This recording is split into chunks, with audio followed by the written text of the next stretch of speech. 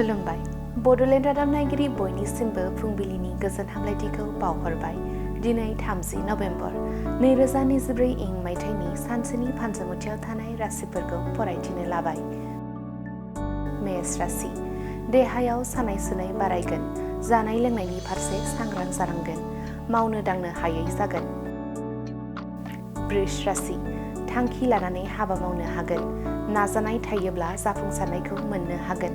साना खाबु गोनां। मिथुन राशि। थांखियाव सौहैनो हागोन। गेदेरफोरनि बोसोन होनाय मोनगोन। बयजोंबो अनसायजागोन।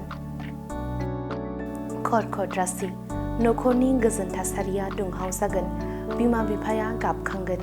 गावनि सानस्रिखौ गोथार लाखिनाया गोनां। सिंह राशि।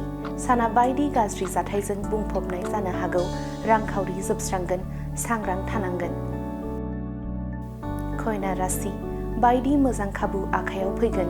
गोसो होनानै हाबा मावोब्ला जाफुंसारनायखौ मोनगोन। तुला राशि।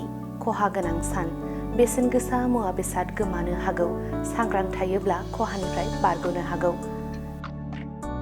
वृश्चिक राशि। साना गोजोन जागोन। जिउनि लोगोखौ गावनो सायख'नानै लानो हागोन। बिमा बिफानि गनायथि मोनगोन। धनु राशि। साना गाहाम नङा। देहायाव हरखाब सानाय सुनाय नुजाथिनो हागौ। सांग्रांथियै थानांगोन। मकर राशि। सिमां मिजिंआ जाफुंसारगोन। गावनि आथिङाव गसंथानो हागोन। बिमा बिफाखौ गोग्गा होनो हागोन। कुम्भ राशि। आखाइ गोलाव सुबुंनि अनसायनाय मोनगोन। जिउ खुंनायनि गोरलै राहा दानानै लानो हागोन। गोजोन सान। मीन राशि। दाय मावनानै हमजानो गिगोन। साना गिलुं गिलुङै बारगोन। मोनसेबो हाबा मावफुंनो हानाय नङा।